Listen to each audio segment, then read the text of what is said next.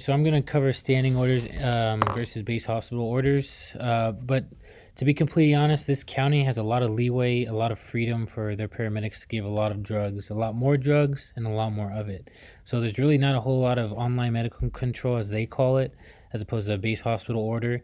Um, so compared to our county, they can give a lot more just on their own standing. So that being said, I'm just going to cover some small differences, small but big differences from their protocols and ours with Versed, TXA, whole blood that we don't even give, as well as fentanyl. So for seizures, Versed can be given, a big difference is 10 milligrams IMIN, and they can repeat that 3 to 5 minutes until the seizure stops.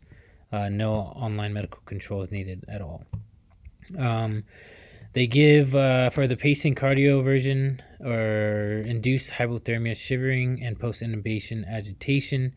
They can repeat that twice. And any additional after that, you need the online medical control.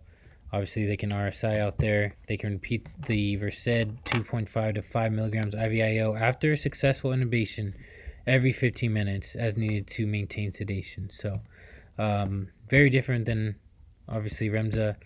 For TXA, they give 2 grams slow IV IO push as administered as soon as feasible. So that's obviously very different than our IV infusion. Um, they also give whole blood.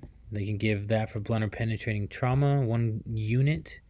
And they should not administer that with lactated ringers. And then lastly, with fentanyl, they can give 25 to 100 micrograms IVIO and can repeat that every 3 to 5 minutes as needed to a max of 400 mics. So very different. You know, we need base after 100 mics, so they can repeat that a lot more. And then another big thing to take note of is we use 90 systolic as a special consideration or contraindication, and in their case, it's a special consideration at 100 systolic. So yeah, very small but big details in their protocols that are different than ours.